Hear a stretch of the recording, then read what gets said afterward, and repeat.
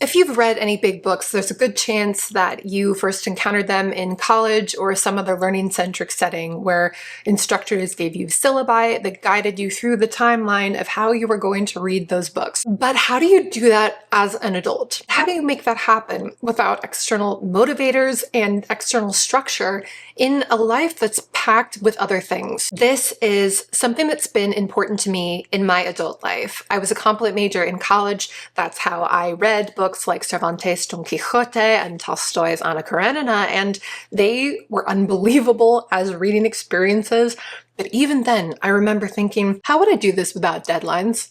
How would I do this without an authority figure telling me what to do? But I knew there were so many big books I still wanted to read and that I wanted to try reading them on my own. So in the years since, I've actually done this a lot. I've read big classic novels, epic poems, biographies that are hundreds and hundreds of pages, chunky history books, and long contemporary novels as well. In the process of doing all that, I've developed some strategies for myself, and I want to share those with you and also show you how I finally read an 800-page history book that I'd owned for over 5 years. I want to take you from step 1, it would be great to read X book someday, to step 2, I'd really like to read X book sooner rather than later, to step 3, I am going to read X book, and here's my plan to start it. I want to talk more broadly about what it means to make this kind of goal a part of your life, if you're in a time of life when you can,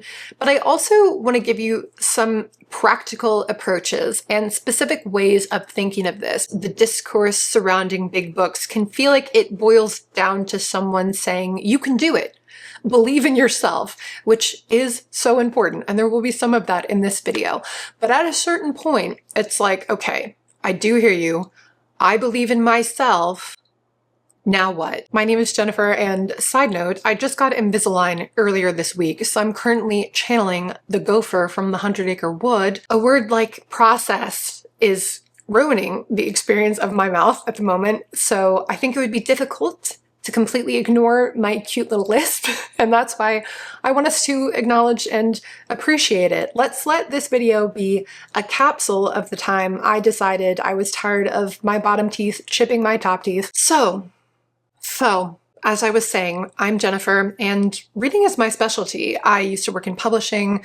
I have a master's where my focus was Eastern European literature. Like, in some key ways, once you are a specialist in something, you really aren't that representative of how a lot of other people do that activity, and I get that. But I also have a full-time job. I study multiple languages, I'm a devoted aunt, I keep in close touch with my friends, I watch a lot of sports, I cook and exercise and clean my house almost every day, and every single one of you could instantly come up with a list like that. We all do a lot of things. So I want to use my specialization to help you add a really meaningful book to your very busy life this coming year, if that's something you want to do. Coming up, you'll see how I approached my own reading goal for the end of 2025, which was John Connelly's very large history of Eastern Europe called From Peoples into Nations. So you'll be getting kind of a bonus review / response to this book. And spoiler, life was lifing. I can't believe that of all the times I've ever done this, this is the time I'm making it public. I've never had as many setbacks as the time I decided to pick up a camera, but I got there in the end. I'll also talk throughout about different small tips and tricks and mindsets, because your mindset does have an effect on this in several ways. I'll talk about things like going through a table of contents and looking through an introduction, annotating, and at some point I probably will tell you to believe in yourself, and I apologize in advance for that. But first, a definition. What do I mean when I say something's a big book? Because I'm not just talking about length. I'm really talking about some combination of length plus time investment plus intimidation factor. For example, here are some long books that don't give me that big book feeling. I've read all of Robin Hobb's Realm of the Elderlings fantasy series. These are massive, but they fly in a way that doesn't make them feel massive. Same for Anthony Trollope, who weirdly has gotten a shout out in the first 3 videos of this Winter 2025 season of mine. That is a coincidence. This isn't some kind of coordinated campaign to get you all to read Trollope. But I haven't read The Way We Live Now. It's 820 pages, and I feel I could pick it up at any time on a whim and would have no worries about it. I'm familiar with this author, so I know that length isn't the same thing as time investment, and there's no intimidation factor. Conversely, there's some history books I have that aren't that long, maybe 400 to 500 pages, but because of their density, and they're often almost unreadably small font, let's be real, I know they would take a while to read. And there's that slight touch of intimidation, trepidation, unease, whatever the right word is for how you feel about that exact book. So if you want to think about it technically, you need at least 2 of these 3 components for something to be the kind of big book I'm discussing here. If you want to think about it emotionally, it's anywhere from a minor to a major feeling of distance from that book. Something that gives you pause, that makes you unlikely to pick it up on a whim, even if you're a major mood reader. You know you want to read that book, but you never seem to. It never seems to be the exact right time, or maybe the exact right mood. And maybe you've stopped picturing yourself actually reading that book. I've heard people treat something like The Odyssey as though they can't envision themselves picking it off the shelf, opening it, and then reading the words on the page. But people do read The Odyssey. I've read The Odyssey with no special knowledge. It's meant to be read. People do read The Tale of Genji and Master of the Senate and John Donne's collected poetry. It's a question of how you get the ball rolling. Here's how I got the ball rolling way back in September. It's Monday, September 15th. It's a little after 7 p.m. and I had a really long work day. My job is great and I know that things will settle down, but I wanted to start this project tonight because it's one of those nights when I think that focusing a little bit on something will actually help me. There are those days when you feel like you need your own verse in Maxwell's Silverhammer, when actually just letting yourself be brain dead is the best thing to do. In some cases, it's the only thing to do, right? To just let yourself put something on in the background, some kind of noise, and half watch it and then eventually go to bed. But my job is the kind where I'm doing so many different kinds of tasks. I've had hundreds of different kinds of requests over the past few weeks. So for the hours I'm working, my brain is going task, task, task, get it done, get it done, get it done. And it can be hard to slow down on a night like that when you've been working for 8 hours and your brain has been going nonstop, to then suddenly realize that it can relax. It's just hard. So I don't come home on a Monday night like that and think I'm going to go into this flow state and do my deep focus work tonight. But I can do a little bit of extra focus that will help my mind calm down a little bit, channeling all of that dispersed energy into some specific task. And I try to avoid my natural instinct of black and white thinking, which would be either I'm going to work toward my goals tonight or I'm going to do nothing, right? Doing nothing is always an option. You can always just stop. So my goal for tonight is to acquaint myself with my new nonfiction project, which is From Peoples into Nations, A History of Eastern Europe by John Connelly, who's a historian who works at Berkeley. I was sent this by Princeton University Press during the pandemic. This is my whole wheelhouse. Normally the way I'd start with a big book is to just go through the table of contents, and I am going to do that tonight and familiarize myself with it. But right now I actually just want to read the introduction. I want to get a sense of the pace of reading. I'm going to read the introduction. I'm probably going to want to annotate it, and then I'll come back to you with my thoughts.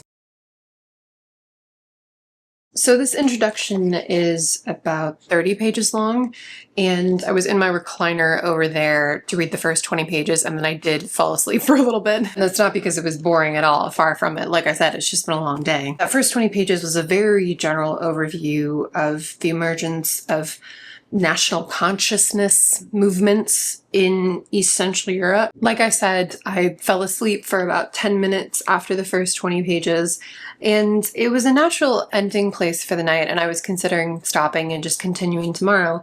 But I came over to this table when I woke up just to see if I wanted to finish the introduction, and that's when we got to the part where he talked about his specific thesis, and that definitely woke me up. It's too early for me to have a sense of how legitimate I find this argument to be. It's just the force of the contrast, really, that's hitting me. In the most basic sense, he's arguing against historical trends in recent decades that have wanted to treat nationalism as though it wasn't a destiny of the region, as though there were alternate futures that were possible in the 19th and 20th centuries that wouldn't have resulted in the atomization of the region. I think Connelly does a nice job of straddling this line where, on the one hand, he's calling out the nostalgia of historians for the Austrian Empire and Austria-Hungary. And look, I'm definitely guilty of this too. But on the other hand, he's legitimizing the source of that nostalgia. He says the old empires, especially the Habsburg Empire, inspire nostalgia because they protected human rights and indeed nations and peoples better than did many nation states that came later. So that's a nice touch, but he is fundamentally going against some heavy hitters. Now I want to look at the table of contents and make an early plan, really think about the time frame that I want to use to read this book and about how much of it I want to try to read every week. So I'm envisioning this as a 6-week reading project. There are 5 sections, but one is longer than the others. This is a really important part of this kind of project for me. It's touching base with a book at least once a week. I'm going to be doing that more than once a week in order to read 100 plus pages. But even if I were going to do this project over a much longer period of time, I would still want to touch base with the book every week. I would still want to be reading at least 20 pages, 30 pages, maybe 50 pages if I could manage it. A week in an adult life goes by quickly, you know? So if you're doing something once a week, that is going to be a regular part of your life. I've also looked at my calendar over the next 6 weeks, and it's a really busy time for me, especially on the weekends. And I want to absorb that information now to remind myself that this is a loose schedule. Yeah, like people in my life just insist on having beautiful, wonderful things happen to them. And that's not something that I impose on anybody else, but whatever. So I have big birthday celebrations and baby showers and weddings and wedding dress shopping and all kinds of things to do over the next few weekends. But this will be one little part of my life through all of that, and I'll take you with me. Next, we'll get into some sexy tables of contents, but first I want to chat about this idea of there being a right or a wrong time to set this kind of goal for yourself. To be honest, I often avoid a lot of advice-heavy internet content because I find a fair amount of it to be condescending. There can be an attitude that people aren't to be trusted when they talk about their own schedules, that people actually are wasting a ton of time and they're too defensive or delusional to recognize that. And as the advice giver, your job is to dole out some tough love and say, well, if you want to do something, you'll find a way. And if you don't, you'll find an excuse. Another lovely variation is the kind of story that goes, oh, you don't think you have time to do this additional activity? Well, I know someone who has 4 kids under the age of 10 and works full-time and hand-knit sweaters and bakes from scratch and grows heirloom tomatoes and runs half marathons, and somehow she finds the time to do this other activity. And it's like, okay, I guess that person is just better at life than I am. Like, what am I supposed to say to that? Am I supposed to be inspired by someone essentially saying, would you like me to help you be less inferior to others than you clearly are? Also, does that hypothetical bitch sleep? So I want to be explicit here. If now is not the time in your life for you to read Don Quixote, I believe you. If you're a caregiver or having a flare-up of an illness yourself, if you're starting a new job or experiencing depression or raising very young children, any manner of positive, negative, and neutral periods of life that can make this kind of project more a burden than a joy, You are the right judge of that. And the fact that you're not able to do something doesn't mean you don't really and truly want to do it. So if that's you and you have a clear reading goal that you can't work toward at this moment, I think it's really cool that you have that goal and you can tuck it away somewhere inside yourself and then bring it out into your life once it can be a part of that life again. I also think even when we aren't going through major disruptions or transitions or difficulties, even when life is relatively stable and you have some breathing room, there can still be things that you really and truly want to do but that can't fit into that life at that moment. That's why people talk about priorities, and there's a lot of wisdom in that, but it never seems to fully articulate how real certain unrealized desires are. What I will say for books, though, is that you start and finish them. They are these discrete things that don't require really long-term commitments. If you keep touching base with a big book, you will finish it, likely in a few months' time, maybe half a year, maybe a full year. I'm going to be fitting weightlifting into my schedule for a lot longer than half a year, you know? So the commitment bar is lower than it is for a lot of other things in life. To wrap this up, I'll say that earlier this year in 2025, I was definitely not in a period when I could have read Connelly's book. Like, absolutely not. I was starting a new job. I had a long and draining commute, and then I moved.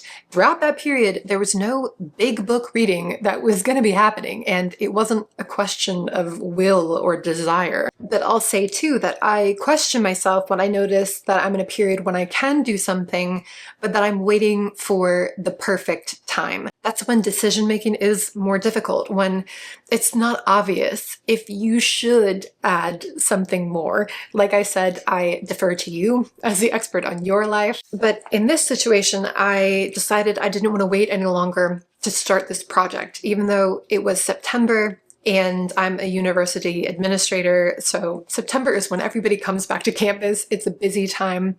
But this September, I said to myself, I've had this book for over 5 years, and I've really wanted to read it that whole time, and I can read it now, so I'm going to. I'm in a place where I can enjoy something that I think I will really enjoy. But it's one of those things we all have to feel it out on a case-by-case basis. If it is the time, ideal or not, here are some things to get you off the starting line. After I've settled on which big book is my top priority, my basic process, and I do mean basic, is 1, familiarize, 2, strategize, and then once I actually start reading, 3, adapt. None of this is exactly nuclear physics. We're aiming for simple and effective. So I'm going to talk about the familiarizing and strategizing parts first, and then move on to things like annotations and adapting your plans. A quick note that there are other more social ways to build this kind of external reading motivation that can be hugely helpful. Things like buddy reading or being part of a larger in-person book club, or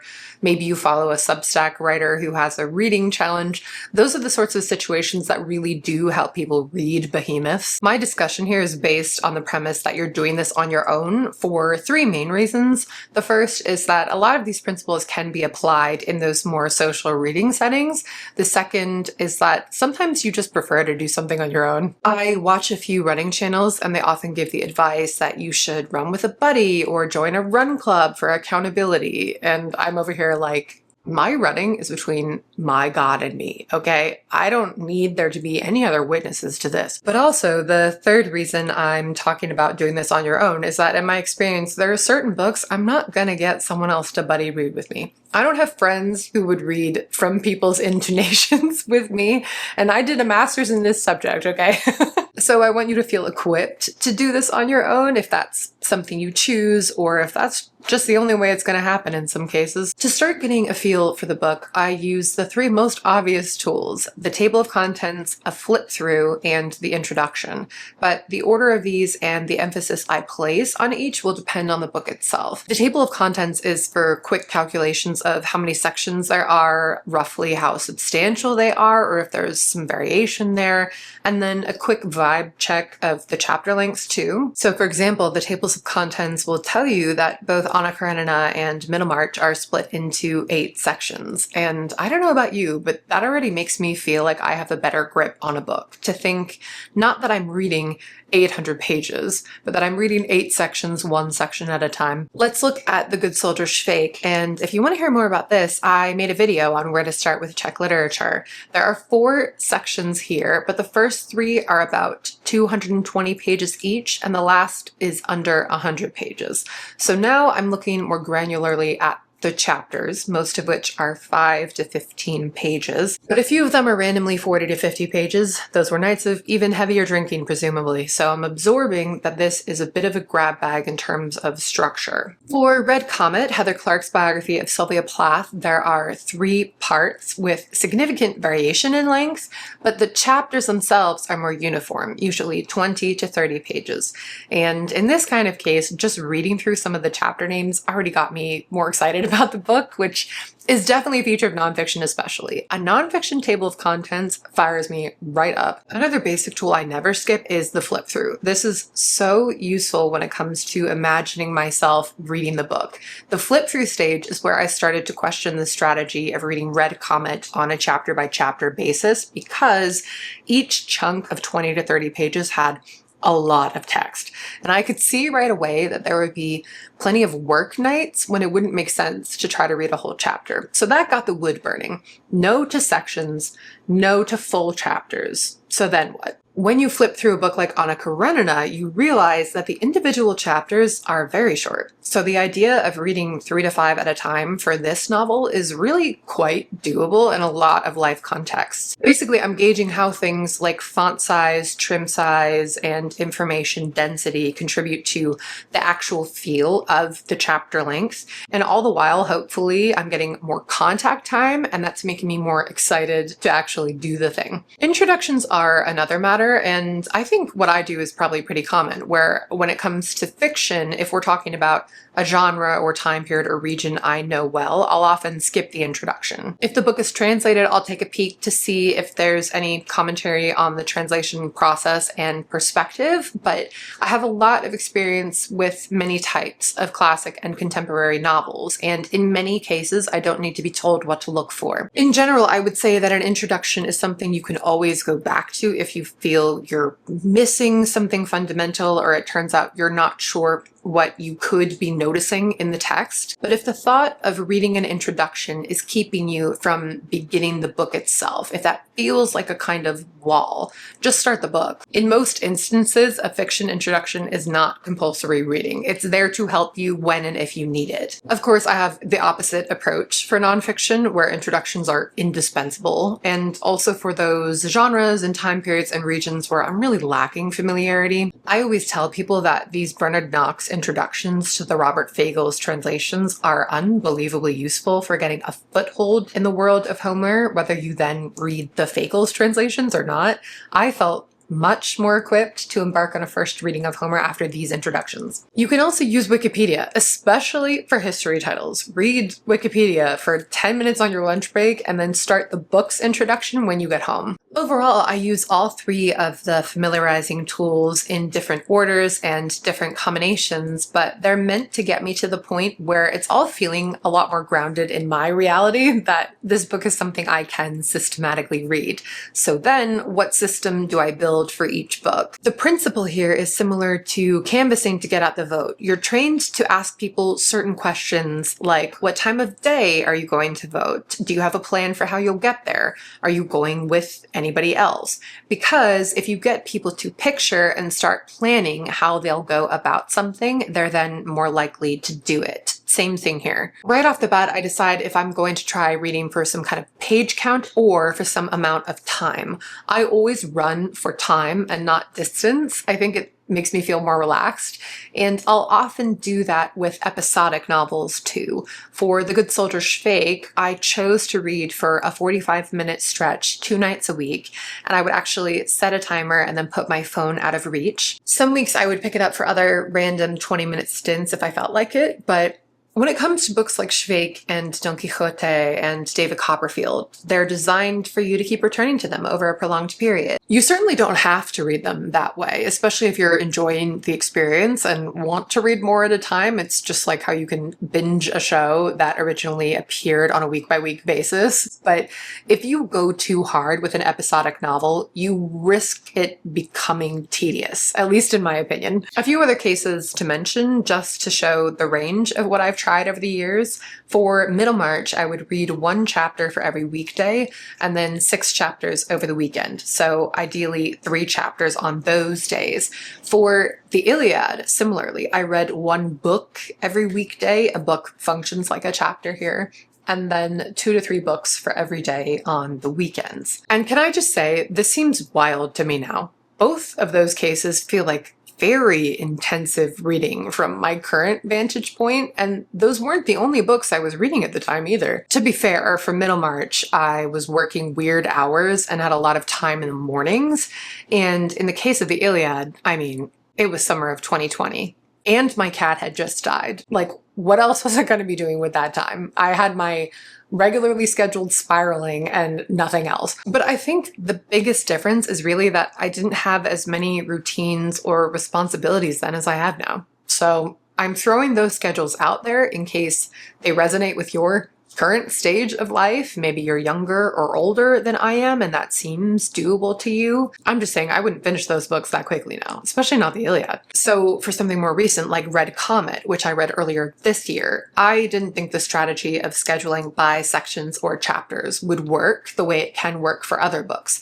So for this one, I decided to try reading 100 pages a week, understanding that in trying to do that, I would probably manage 70 to 80 pages most weeks. This is where knowing yourself comes into play, because I thought that if I made it my goal to read 75 pages a week, I would probably read closer to 50, and I was loving the process so much that having this goal of 100 pages was what allowed me the indulgence almost of reading it multiple times a week. It felt like it was part of my schedule, part of my commitments, which is something I'll talk more about in the next section. Those are some models for how I've strategized in the initial phase. But what's interesting to me is that I'm still figuring out what systems are best for me now in this stage of life. I know I can rely on the general process I've used in the past, but not that same volume or those same systems of reading 11 to 12 long chapters a week, in addition to other books. Like, my God. As you'll see with my Connelly check-ins, it took me a while to settle on a system for that book, but my initial strategy of 1 section per week lulz, and then only 100 pages a week, lulz. Those attempts were what got me started and what kept me going even as I then adapted my approach. Last thing here, annotations. Like with everything else, this is something that's simple for me, and people have asked me about this in the past, but I don't annotate every book, especially with novels. I think maybe it's that I rented most of my books in college, so I got into the habit of knowing I didn't need to write in them. So now, years later, it entirely depends on whether or not a specific book inspires me to underline or make commentary in the moment. And it's not a question of quality necessarily. Red Comet was fantastic, and I didn't annotate that one. Although I do vividly remember certain cases, like reading only a few pages of Mrs. Dalloway and having an almost physical need to mark it up. For a history book like the one for this project, I do typically annotate, but I can't stress this enough. My annotations are nothing impressive by design. They're not designed to impress anyone. They're for me as I read. I see certain very aesthetically pleasing or super extensive, complicated methods of annotating and tabbing pages and color coding, and I mean, just because it's beautiful doesn't mean it's not very functional too. Whatever works, but my method of annotating is not aesthetically pleasing, and I'm also not writing brilliant comments and observations either. I'm signaling when I've had a significant reaction. If I think something was particularly well phrased, if a major figure is introduced for the first time, I'm confused about something or question if I agree with it. I find something funny or inspiring or surprising. If something is a main idea, I'll typically star it and write main idea. If something is really interesting, I'll write INT. I'm showing these examples on screen to show how unremarkable they are. The purpose of annotating is to engage with the book in a slightly more active way, and I do mean slightly. This is not heavy lifting, at least not the way that I do it, but it keeps me a little more focused as I'm going, especially for a book like Connelly's, where there are many micro arguments and then one ongoing macro argument. Then in the following days, if I pick the book up and flip back through what I've read, I have a really clear roadmap of what drew my attention, and I can locate a lot of the major ideas without having to hunt for them. And if you use an e-reader and you highlight things or you search for a specific word, that kind of functionality is built right in for you. You might share books with someone now and then, but in most situations, this is for your eyes only. There's no pressure to be smart or correct or color-coded. Like, who cares? Make notes for you and make them as brief or as involved as you want. Now for some thoughts on a concept that's maybe a bit more fraught: scheduling your free time. I mentioned the word structure at different points in this video, and I think it deserves a moment of its own because we all have so many responsibilities and commitments and deadlines that it can be hard to balance two very important and complementary things: unstructured and structured leisure time. In my initial check-in, it turns out that having a plan and focusing my brain for that hour after work felt really good. It made me feel relaxed. That was the right call for that night. But I just as easily could have started reading that introduction and hit a wall, found that I'd been pushing myself to do too many different things that day. What's interesting to me about reading a big book is that once a leisure activity has a goal, it can fall somewhere in between. We're talking about something that's neither fish nor fowl here. Sometimes what we need most profoundly is fewer organized elements in life. My days are filled with things I love and that I want to do, but that have their own time requirements and time rigidity. And there can be a psychological cost to not having enough looseness to counterbalance the necessities of life and all the other things that you've scheduled. That's what I took from some of the comments on my video about how we all have too many reading goals. There was a real wisdom about loose leisure time and not imposing too many goals on it, avoiding the hamster wheel of self-optimization and a kind of never-ending construction of the self through our hobbies. At the same time, I don't want my working life to be the only or even the main area where I have goals that I make a regular part of my life. That depresses me a little bit, the idea that structure is for work and everything else should be chill, or else you're just chained to productivity culture, because there's a lot of creativity that comes from structure that I don't want to relegate to the realm of my employer. And there can be joy in your own personal work. What I think of as my work isn't something I only do in an office on someone else's terms. To be clear, I love the freedom and the looseness of purely whimsical,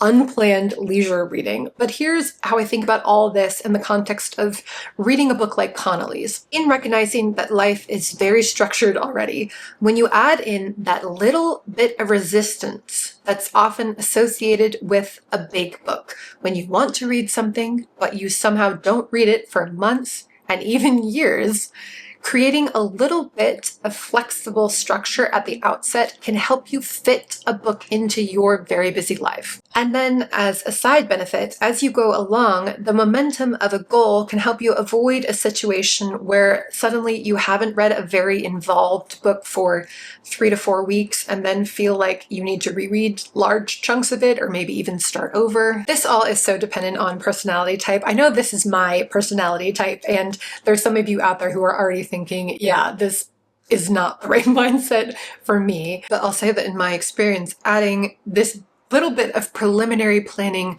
doesn't mean that reading that book no longer feels relaxing, or that it doesn't have the same truly restorative feeling of leisure time. But I'm curious what your personal psychology is like on these topics. Are you more on my wavelength, or are you more the type where having something as a goal makes it into a chore? And if that's the case, how do you go about accomplishing a larger project like this? I'm honestly so curious about that balance. If we want to talk about Failing goals, though, here's my second reading check-in for John Connelly's book. It's now Monday, October 27th, 6 weeks later, and I'll talk about the book itself more in the next update because how do I want to say this? My life and my goals haven't been on speaking terms in a while. A lot has happened, so I'm 6 weeks in and I've read 400 pages of Connelly's book, which honestly could be a lot worse, all things considered, but it is funny that if I'd followed my original projections, I would have read all 800 pages by now. Plans versus reality, the game where reality is always the winner. Whenever multiple things are going wrong for me, I always think of that scene from Dumb and Dumber that's like, we got no food, we got no jobs, our pets' heads are falling off. That's been the vibe of my October, and I can't believe that of all the times I've ever done this, this is the time I'm making it public. I've done this a lot over the years. I have read many big books in a variety of ways, and I've never had as many setbacks as the time I decided to pick up a camera. That being said, the fact that this book has still been a pretty regular part of my life, even when that life has been in some serious upheaval, is it's a proof of concept in its own way. So I have three things to mention. The first is basic reading observations from the first week way back. The second thing is some stressful events that have thrown things off course. Maybe though the third category is more interesting. It's all of the really positive things that have been happening that have thrown off my normal rhythms, and how being a good friend and sister and aunt is ruining my reading life. I'm sort of kidding. We'll talk about it. So some initial observations when I got into the first few chapters of this puppy. Each section is about 120 to 150 pages, and that was my original goal, was to read one section per week, and then for the fifth section, which is longer, to split that into 2 weeks. And I quickly realized that there was so much information per page that I didn't want to push myself to read 150 pages just because that's how long any specific part of the book was. So I already had scaled my expectations back to think that I probably wanted to read closer to 100 pages per week. I like taking stock and making those adjustments. That's one of the nice features of being able to balance this sort of artificial external motivation that I've created, and then my real internal motivation and the underlying goal behind all of this, and that reading 150 pages within a certain time frame is never actually the goal. It's to keep reading the book. Then one of my cats had a serious health issue and had to have emergency surgery. My poor little eviscerated man. And he's doing well now, so I can, talk about it. But he had a long and pretty delicate recovery, and without too many details, when that cat domino fell, there were a few others that fell. It's just one of those things when you start talking about cats, if people aren't already familiar with the concepts, it sounds like you're describing some kind of an alien species, but my second cat had something that's pretty common called non-recognition aggression, and I'm still having to reintroduce them very patiently and systematically. And then that same second cat, bless her, she had an anxiety relapse. You can take the cat out of the Upper West Side, but you can't take the Upper West Side out of the cat. I don't know what to say. So, among other things, I've had to buy new couch cores. It was a really long month. It was the kind of upheaval that affected a lot of areas of the daily life in this house, and the biggest concern has been their health for both of them, So honestly, during this period, when I've had a few snatches of time, I've watched Real Housewives. That's my self-love and self-harm of choice. The other equally impactful thing, though, was what I mentioned at the end of the first check-in, that I had a string of completely packed weekends, and they were beautiful. They were really meaningful to the people I love, and so I loved those weekends, and they're things that I will look back on for a long time. But in terms of living for the rest of those weeks, it was to the point where, from a time period starting right before this video to now, over the course of 8 weekends in a row, I think it was 14 out of 16 days were completely packed, like rise before my normal alarm and get home late, a lot of traveling out of state kind of weekends. So it was only 2 of 16 days that were on a more normal, relaxed schedule. And I'm not saying anything you don't already know when I say that working a full-time job, even with great work-life balance, which is what I have relatively, it means you don't have enough time to do all your basics during the week, you need at least a few quality hours on the weekends to keep up even with the basic maintenance of life, let alone all the things that you would like to be doing. So for an extended period, my weekdays have had this frenetic and frantic quality to them. And I don't know, it's made me think about how our working lives really aren't structured to afford us the time that's needed for larger celebrations, and especially not for anything that's not local. And I hate the feeling that I've paid a price for what's been a beautiful period of my life, but I do feel that way. Like, energetically, I feel the cost of it. Even on weekends that are busy for me in a way that's a little more normal, I typically get a few hours that allow me to reconnect with my reading in a way that's not about fitting in a chapter or two before bed, So I've missed that, and I don't know, it feels selfish to need that. I mean, working with languages and working with books are the extra things in my life, technically, but in practice, if I don't do those things in a meaningful way, even for a relatively short period of time, I do kind of feel like I'm losing my already tenuous grip on this grim reality of ours. So I've managed 400 pages over 6 weeks, but a lot of that was really in a 2-week span, the majority of those 400 pages. But in the midst of all of this, I haven't felt like I've lost my grip on the book. On reality, yes. On the book, no. And I think it's mostly mission accomplished in that I've been checking in with it often enough that actually this history title has been a consistent thing amid all the chaotic things. Even in better times, that's one of the things I like about reading big books, is that they become a part of your life, whatever is going on in your life. I really hope to get back to reading it several nights a week, and saying that, I realize my hopes are pretty modest for myself at this point. No more grandiose planning. When you've been humbled, be humbled. Take the L life has handed you. So I'm going to take that L. I'm going to see how my reading goes from here. And my plan is to check back in with you with more information about the book, because really, I am enjoying this book so much. Okay, I'll keep this part relatively brief, but I do want to say for the record that there's no specific kind of person who reads The Brothers Karamazov or Middlemarch or a huge biography.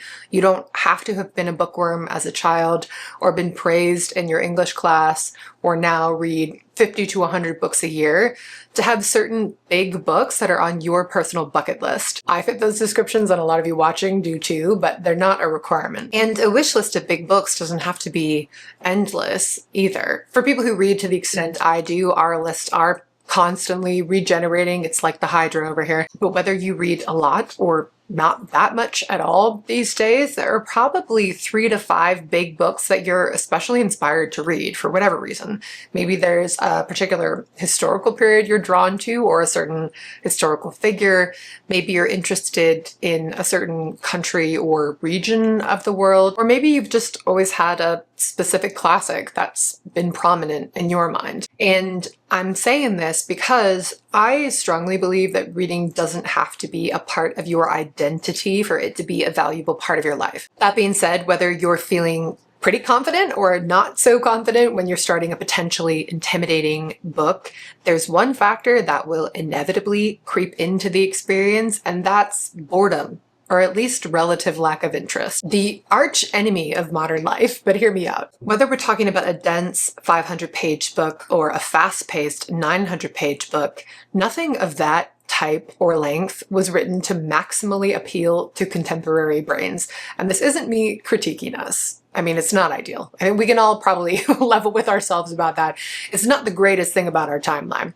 But I also know that a lot of us are very aware of our attention spans, and we do what we can to cultivate them, and we notice when they're being compromised. My point is, I can't think of a single book over 500 pages where there was no lull for me, or no section that didn't hit a little less than the others. And those exact sections will differ person to person. But I want to normalize this part of the experience of reading big books, because there can be an assumption that people who read a lot don't get bored by things.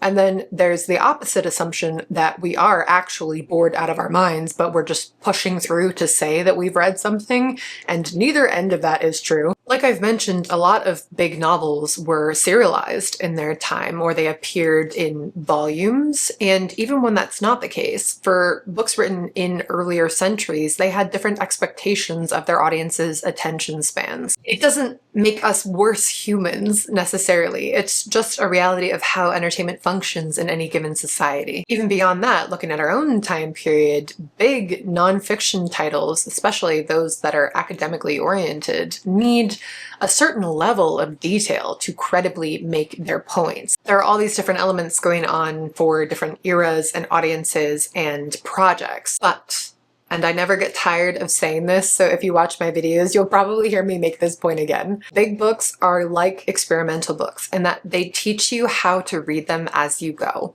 often without expertise going in. You'll learn the feel and rhythm and diction and world of that book through the process of reading it. So I say give yourself time. Don't judge yourself or the book too harshly if it's feeling different from what you normally read or just different from the daily pace of your life. That's part of the fun of it. It really is, but it can take some adjusting. Even if you're someone who reads a lot, that's often true. It's definitely true for me. Your brain is doing the thing, it's working. Let it adjust and you will get the lay of the land, you know? I believe in you. I can say personally, it took me at least a few chapters to adjust to the rhythm of John Connelly's book. And then I had to adjust all over again once I got back to more regular reading. Once this cat that's like currently ruining my sweater was no longer in mortal danger. Quick little cat cam moment here since he's unexpectedly been the subject of part of this video. So here's where I ended up with all of that. This last dispatch is from Monday, December 15th, so 7 weeks since the last check-in, and I've just finished it. So this 6-week project officially took me 13 weeks. Nailed it. I'll talk about the final parts of the reading process itself first, and then I'll make some general observations about the book's content now that I've experienced the 19th, 20th, and early 21st centuries all in one fell swoop. I think reading Red Comet so consistently and so successfully this summer made me misapply certain lessons I thought I'd learned because, like I mentioned, I finished that nearly 1,000-page book by reading usually 80 to 100 pages per week. So originally I tried reading one section of this every week because I appreciated the thematic breakup of the book, and that felt like the most elegant way to do things intellectually. When that wasn't working, when it was too much, I then tried to apply the Red Comet method. I tried to read 80 to 100 pages of this per week, and that had just worked for me, but then it wasn't working. And I was slightly in denial about that and was overlooking the fact that Red Comet is very detailed, but it has the natural narrative arc of one person's life, and everything around that life is brought into the flow of that narrative channel. This book has many more moving parts. It's about multiple empires and then nations across multiple centuries, and the processing power required for that is just different. So after my second check-in, I ditched the idea of doing this on any timeline, which editing-wise means you're probably seeing this at the beginning of January now instead of December. There's been some significant holiday editing going on, I'm sure. But overall, there was no reason to do a rush job, so halfway through I actually switched to the Švejk method for this. Whenever I could manage it, I read for a 45-minute stretch once or twice during the week after work, and then on the weekends I read for 1 hour-long stretch, and that was lovely. It's funny, in previous years I really haven't had to experiment much beyond those first few weeks. I've typically found what works a lot sooner. So I think this just solidified that I'm in a new phase of life, and clearly I'm still tinkering with the part of that life that's devoted to reading. And I would say that's especially true for this kind of nonfiction reading. Okay, Connelly's book is a rather massive project, and it easily could have been 5,000 pages for what it is. So here at the end of what's turning out to be a big video about big books, I think it makes the most sense for me to share some overarching thoughts, and actually I want to filter those through the geography of this book. What is John Connelly's Eastern Europe? That's a general nonfiction tip for any history title, to notice the geography you're presented with, because that's one of the biggest choices an author can make. And really, every day people make these choices in terms of how we frame the world. I was just thinking the other day about how an independent bookstore I like has certain geographic sections. One of those is Eastern European and another is Mediterranean. So where do you think the Albanian books are shelved? Well, they're shelved under Eastern European, but Albania's a Mediterranean country too, right? In terms of modern day nations, Connelly's Eastern Europe is made up of Czechia, Slovakia, Poland, Hungary, Romania, Bulgaria, and a few of the countries of the former Yugoslavia. Mostly we're talking about Slovenia, Bosnia, Croatia, and Serbia. East Germany also appears when it exists, and that's always fascinating to notice because it's messy either way. Do you include East Germany or do you not? So we're not quite dealing with all of the former Austrian/Austro-Hungarian Empire. We're barely dealing at all with those states that were unfortunate enough to fall primarily under the Russian Empire. We have partial representation of the European territory under the Ottoman Empire. None of this is a criticism because actually it intrigues me that his scope is as broad as it is. And I think the wild card here is the former Yugoslavia, because without those, there's still a really full picture that generally supports his aims, that supports his notion that there was this very particular kind of linguistic and then ethnic nationalism that formed in this part of the world that was a consistent driving force regardless of the specific political and economic conditions of any one time or place.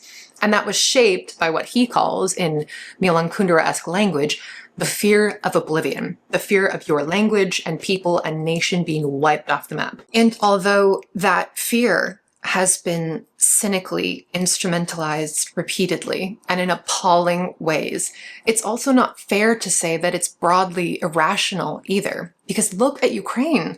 Look at Ukraine fighting to exist as a self-determined state, because in the eyes of the infrastructurally challenged, delusionally imperial Russian Federation, Ukraine's existence is always provisional. That's the kind of nationalism that Connelly's writing about. So in the hypothetical book I'm imagining, which frankly would be a cleaner book, he would mostly be focusing on Czechia, Poland, and Hungary, with Slovakia, Romania, and Bulgaria forming a kind of secondary tier, because in the book as it is, they usually function as case studies at the end of a chapter that are smaller but significant, and that both help to prove and to complicate his earlier points. And I think he already has such a broad canvas thematically. He's dealing with social forces, linguistic, political, economic, religious, and I think he balances everything very well. But because he's an academic, he can't avoid the Yugoslav question. And I was thinking about how an author like Barbara Tuchman, a popular historian, our Guns of August Bay, she would have felt freer to truncate things to make the project less unwieldy, but Connelly has other priorities. First of all, he does something interesting here because I think the most original chapter is the one where he contrasts and then compares Polish and Serbian nationalism. And I know most of you don't specialize in this, and that's fair enough, but I can tell you they aren't compared in that way very often.